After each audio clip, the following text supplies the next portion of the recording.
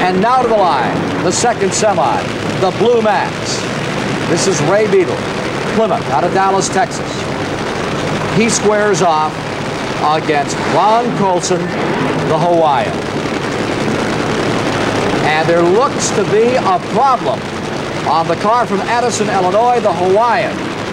I think that car is locked in reverse, Ken. Every time he hits the throttle, it jumps backwards, and it doesn't look like it wants to go back into forward gear. So here again in the semis, it's going to be decided, predestined for Ray Beadle to make the finals, as there's this problem with Ron Colson with that Corvette machine. 1,500 pounds of funny car with everything at stake, about $11,000 to win. Ray Beadle is underway. Oh, and he gets very wild on the top end, Ken. It looked like he was running over some of his own oil with an engine problem, and he only runs a 6.59, which is going to cost him lane choice in the final. And here you see the Hawaiian being rolled backward. Ron Colson stuck in reverse and just out of luck here in these Nationals at Columbus, Ohio. And on the other end of the course, we have disasters on both ends of the course.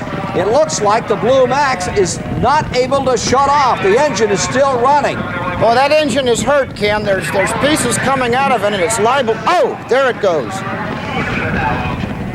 Beadle's engine finally expiring after devouring itself. Must have dropped a rod or something and just couldn't shut off for some reason. And notice how quickly those safety crews were there.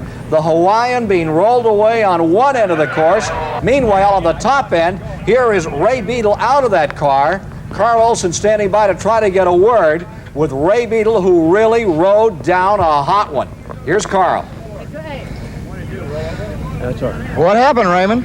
Well, we had a bearing hurt that last round, and we sanded it, and we knew we was going to have to change it this round, so I guess he went ahead and let the rod go. We thought it'd be good for one more round. We had to wait up there a little extra, waiting on rolling. How come the engine wouldn't shut off down here? Evidently, the fuel shut-off must have slipped off the cable or something. They switched cables, so evidently it must have slipped off. So we're looking at a new motor for the final. We were planning on putting a fresh one in for the final anyway. And you're looking at Ray Beadle, who makes it into the finals here at Columbus, Ohio. The Blue Max with a new engine will be outfitted and ready to roar. He'll be running against the Orange Baron, Gary Bergen, as we move to the finals of this great national championship, National Hot Rod Association event. Bergen versus Beadle coming up.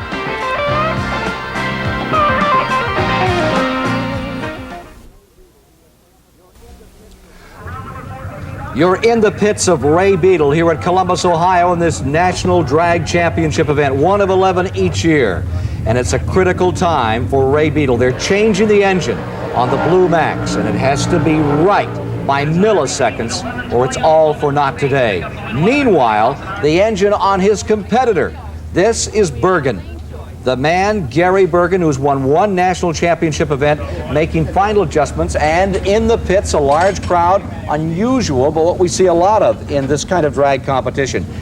Before we see those funny cars, take a look at this pro stock competition. This is Lombardo driving one of those pro stocks, extensively reworked. They run with carburetors, they use gasoline.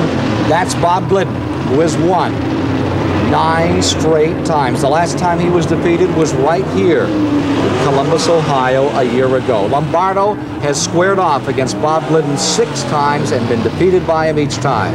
Bob Glidden seeking his 24th major crown of the National Hot Rod Association. There's the Grumpy Jenkins Camaro nearest to you. Bob Glidden on the outside, ready for the start. Remember, Lombardo was a whole shot expert. He really comes off that light, and he does. Pulls away, he has the advantage. Lombardo's out in front, they're even. Glidden is coming back at the line. Glidden wins it. Bob Glidden pulls it off after trailing at the start. Let's look at it again and replay, Carl. There's that patented Lombardo hole shot, and as they come out here, you can see that he's amassing about a 1-car lead right off the starting line, but the Bob Glidden power makes it up, and he's got the car length advantage down at the finish. And Etta and Bob Glidden just keep rolling along.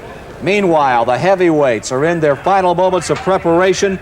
This is Richard Tharp's crew working on his top fuel dragster. Carl Olson is standing by with the man, Richard Tharp.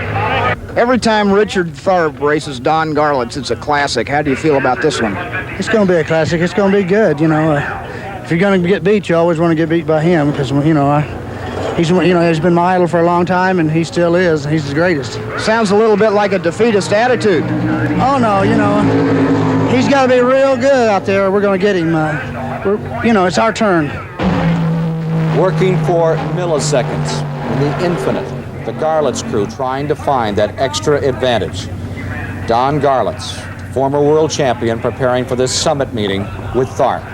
Carl Olson's over there right now with Don Garlits, Big Daddy himself. Don, we came by earlier and everything looked very leisurely, and all of a sudden we came back and you were in the middle of an engine change. Can you tell us what happened? Well, we were just doing our normal routine, running the rod bearings for the final, and the boys had cleaned the pan and brought the pan back with the sludge in the bottom, and I run my hand down in there, and there was some metallic feeling. I knew something was wrong, and even though the rods looked good, we went for a main in, and sure enough, it spun number 4 main. I guess we've broken the crank in the motor. And so we quickly had to go with an engine change. Now, this engine has been run. It has run real good. It's run 244 miles an hour, 6 flat, and won the Bradenton WCS meeting and was maintenanced and put in the trailer. Now, we won't have a chance to warm it. It will be cold, but it should run all right. Garlits versus Tharp, that's upcoming, but right now, it's the funny car finale from Columbus, Ohio.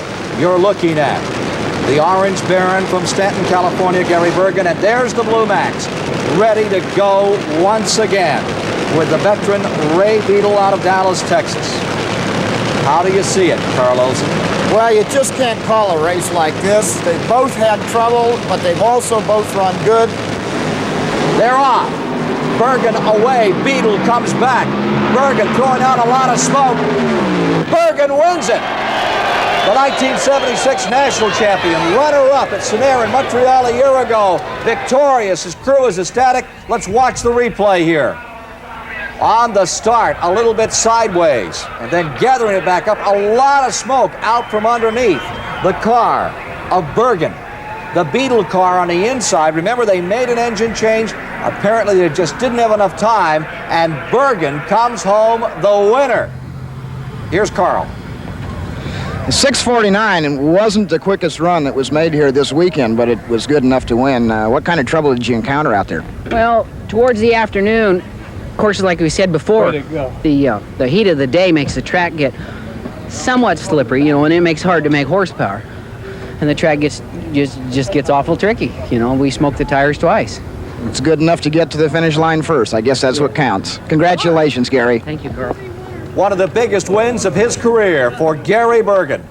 Winning here in Columbus, Ohio. A long time between wins. Here it comes. Garlits is ready to go against Richard Tharp. This is the one we've all been waiting for. The nitro-burning, top fuel, ultimate quarter-mile acceleration vehicles. There you see Richard Tharp ready to take on the legend. Tharp in the number 8 Candies and Hughes machine. And there he is, Don Garlits at the line. Great lead. Out in front, Garlits loses it for a moment.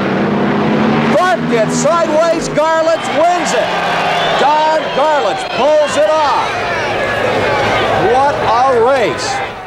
Marginal traction from almost the moment they came out of the gate. There you saw that white machine sideways. Then, same thing happens to Tharp, and Don Garlits wins.